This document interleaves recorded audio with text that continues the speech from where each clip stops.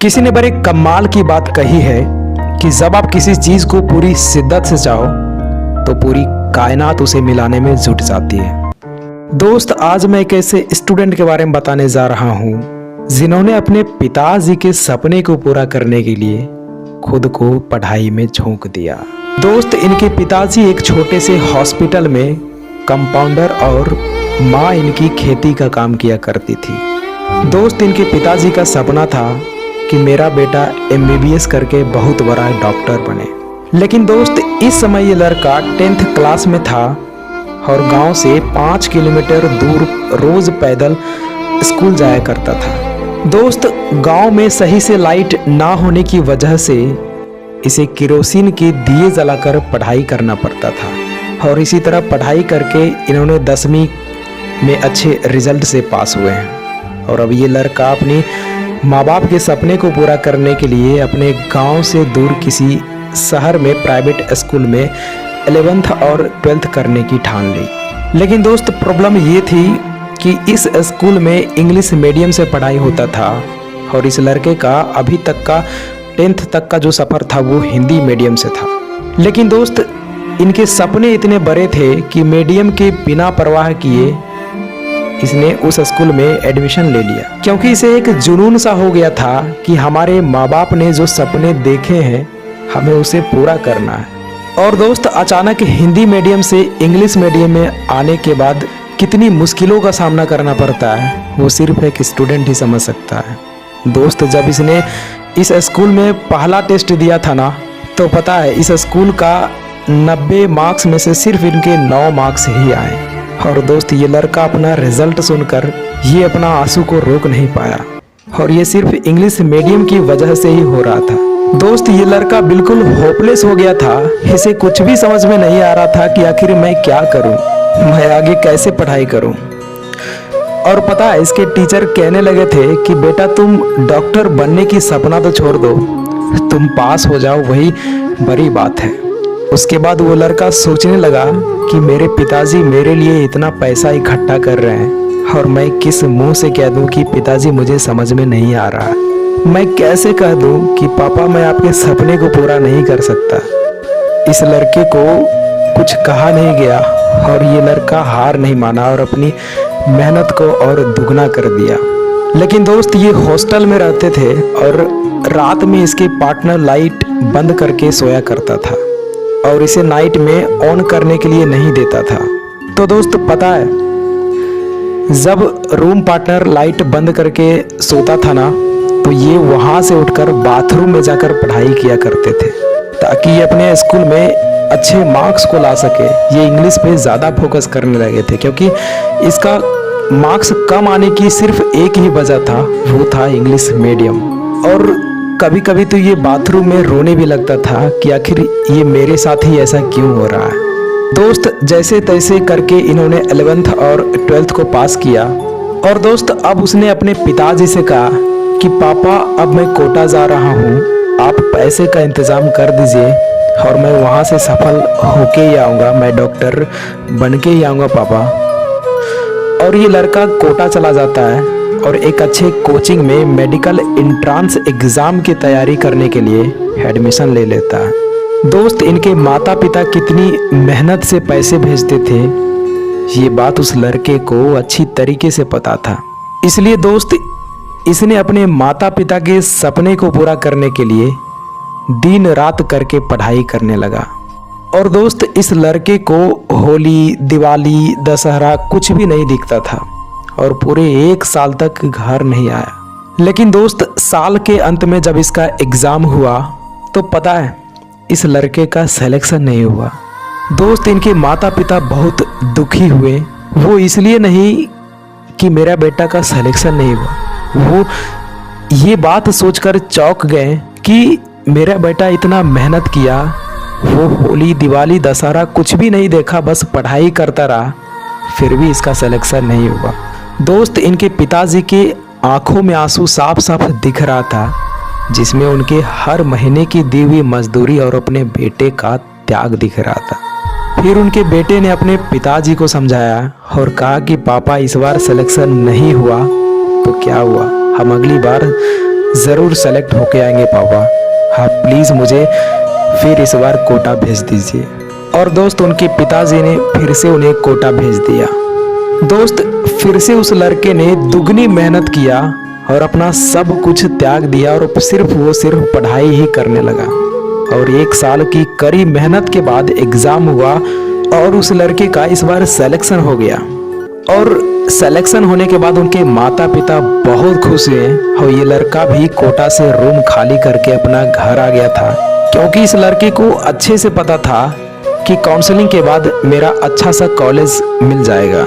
लेकिन दोस्त वो कहते हैं ना कि कभी कभी वक्त भी ऐसा खेल खेल जाती है कि इंसान को बिल्कुल तोड़ कर रख देता है। दोस्त जब काउंसलिंग हुई और इस लड़के ने अप्लाई किया और ये लड़का श्योर था कि मुझे one of the best medical college ही मिलेगा। और दोस्त पता है जिस दिन इसका रिजल्ट आने वाला था ना, उसके 1 दिन या 2 दिन पहले ही एक न्यूज़ आती है कि जो आपने एग्ज़ाम दिया था एंट्रेंस का, वो एग्ज़ाम को कैंसिल किया जा रहा है। दोस्त इस लड़के का सारा सपना यहीं ख़त्म हो जाता है और इनकी आंखों से बिल्कुल आंसू रुक नहीं रहा था कि ये सोच रहा था कि आखिर मेरे साथ क्या हो रहा है। वो कहने लगा था कि पापा मैंने जिस एग्ज़ाम के लिए होली, दिवाली, दशहरा सब कुछ त्याग कर दिया और वो एग्ज़ाम ही कैंसिल हो गया। पापा ये मेरे साथ क्या हो रहा है, मुझे कुछ भी समझ में नहीं आ रहा। और पापा मुझे MBBS के अलावा कुछ दिखता ही नहीं है, मुझे वही करना है। तो दोस्त उनके पिताजी ने अपने बेटे का हौसला बढ़ाते हुए कहा कि बेटा तुम्हें अगर MBBS ही करना है ना, तो मैं तुझे MBBS कराने के लिए अपना घर, ज़मीन सब कुछ बेच दूंगा और तुम्हें MBBS प्राइवेट कॉलेज से करवा दूंगा बेटा, तुम टेंशन मत लो। तो दोस्त इनके बेटे ने कहा कि पापा मैं जब भी MBBS करूंगा ना, तो मैं खुद के दम पर करूंगा, मुझे प्राइवेट कॉलेज नहीं चाहिए, मुझे सरकारी ही चाहिए। और वो लड़का बोला कि पापा मुझे फिर से कोटा जाना है और तैयारी करना है, मैं हार नहीं मानूंगा। तो इनके पिताजी बोले बेटा ठीक है जाओ, कोटा में जितनी खर्च होगा ना, अगर खर्च मैं नहीं दे पाया ना तो मैं अपना सारा ज़मीन, सारा खेत बेच दूंगा, लेकिन मैं तुझे पढ़ाऊंगा और तुम्हें ये सपना पूरा करना ही है। दोस्त इतना बोलकर उनके पिताजी रोते हुए अपने बेटे को गले से लगा लिया और ये लड़का फिर से निकल पड़ा अपने सपने को पूरा करने के लिए कोटा। और दोस्त कोटा जाकर ये लड़का फिर से 24 घंटा बस पढ़ाई करने लगा। दोस्त इनका उठना बैठना सब कुछ किताबों से ही शुरू होता था और किताबों से ही खत्म होता था। ये लड़का पढ़ाई में इतना बिजी हो गया था कि दिवाली के दिन भी इसे पता नहीं था कि आज दिवाली है।